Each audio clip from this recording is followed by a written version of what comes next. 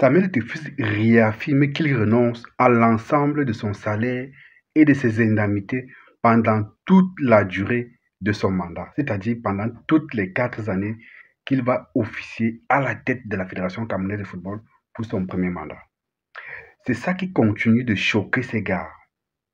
Ces gars veulent à tout prix en finir avec Samuel Etofis parce que Samuel Etofis fait comprendre à l'ensemble des Camerounais qu'il n'est pas venu à l'Africa Foot se remplir les poches. Sinon, qu'est-ce qui aurait empêché Samuel Etofis de toucher les énormes indemnités que lui confèrent les textes de la Fédération camerounaise de football?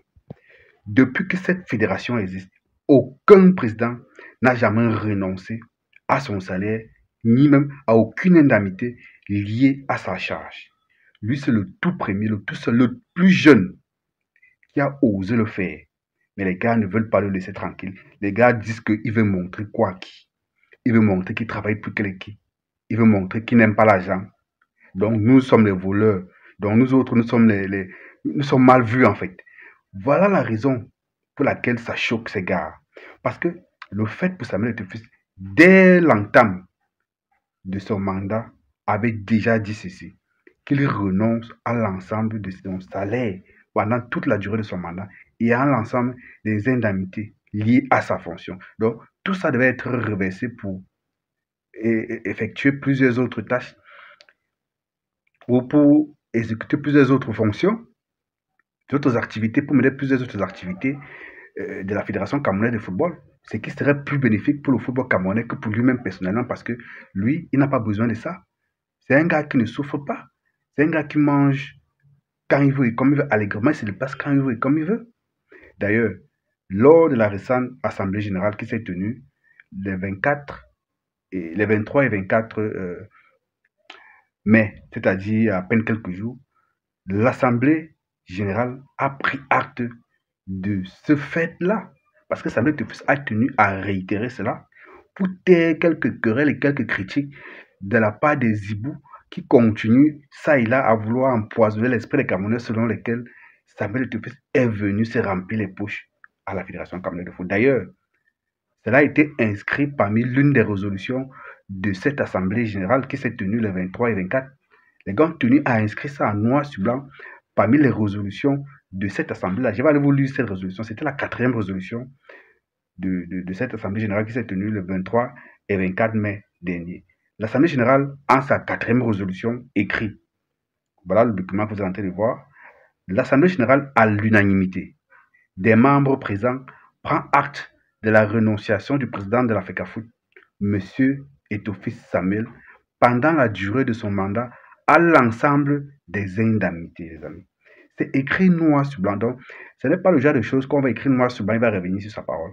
Je pense que c'est parce que peut-être ces gens n'avaient pas vu ça écrit sur un papier quelque part, que peut-être ces hiboux-là ont ressassé cette affaire, voulant faire croire à certains Camerounais que non, c'était juste de la poudre de pelempempin, comme on dit, que peut-être Samuel Etofis avait dit ça au début de son mandat, juste pour attirer la sympathie du peuple camerounais. Un peu comme s'il avait besoin de dire ça pour être aimé par les Camerounais et par les Africains.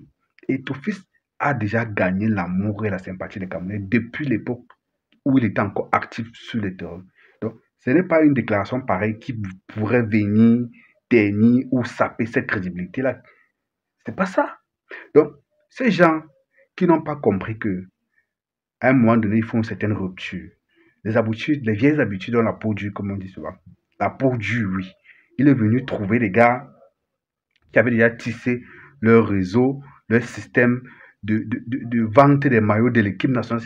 Les amis, on dit comme ça, tous ces gens-là qui sont choqués par le fait que Samuel Etofis renonce à l'ensemble de ses indemnités. Ce sont ces mêmes gens-là qui, en complicité avec certains opérateurs économiques, qui sont les présidents de certains clubs du championnat et les douanes, faisaient la contrefaçon des équipements des Lions indomptables. C'est-à-dire, quand on dit que voilà un nouveau contrat avec peut-être la marque de Yannick Noir, c'était quoi encore là, le corps sportif, voilà. On dit, voilà, peut-être on signe un contrat avec le corps sportif. Les gars partent derrière, en parallèle, commander la contrefaçon en Chine. Quand je parle des gars, je parle des agents du ministère des Sports, en complicité avec plusieurs opérateurs économiques qui sont les présidents de club.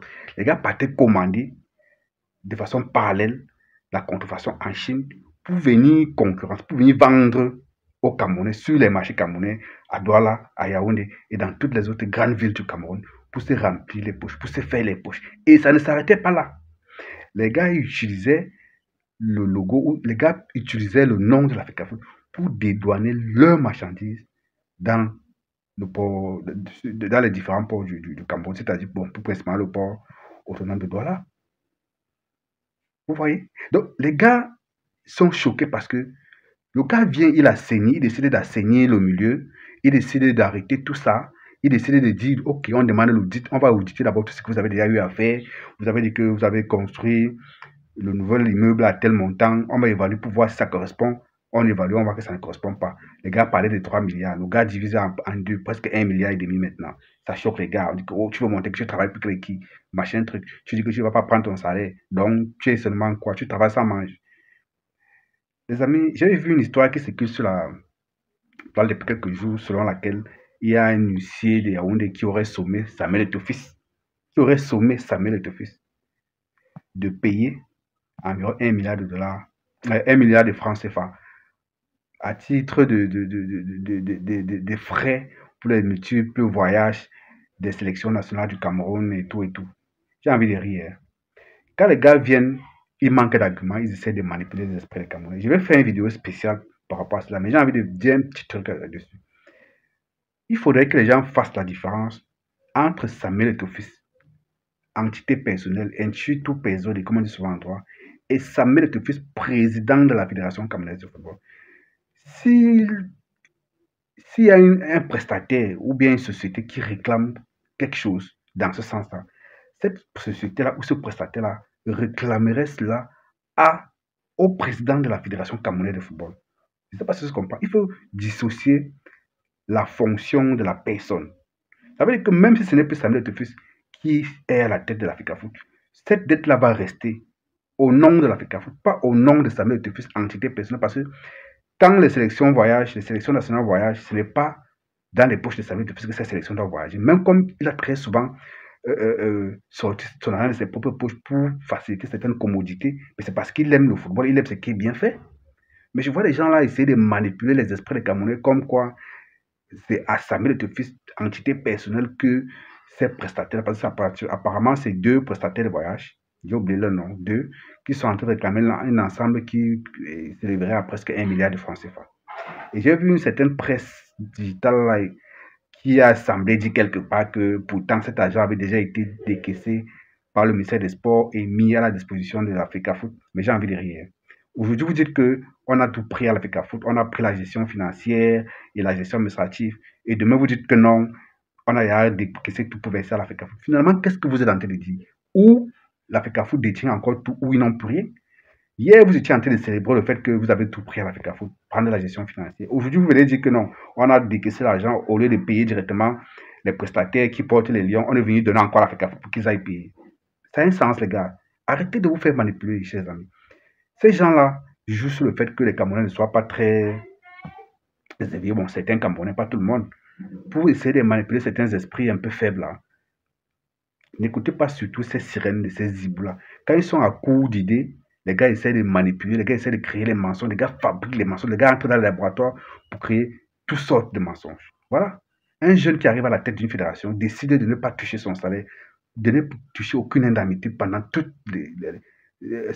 son mandat, mais ça énerve, ça choque les gars. Pourquoi ça les choque? Parce que eux, ils n'arrivent pas à croire qu'un jeune Camerounais puisse travailler uniquement pour le bien-être de la société. Pour eux, c'est impensable.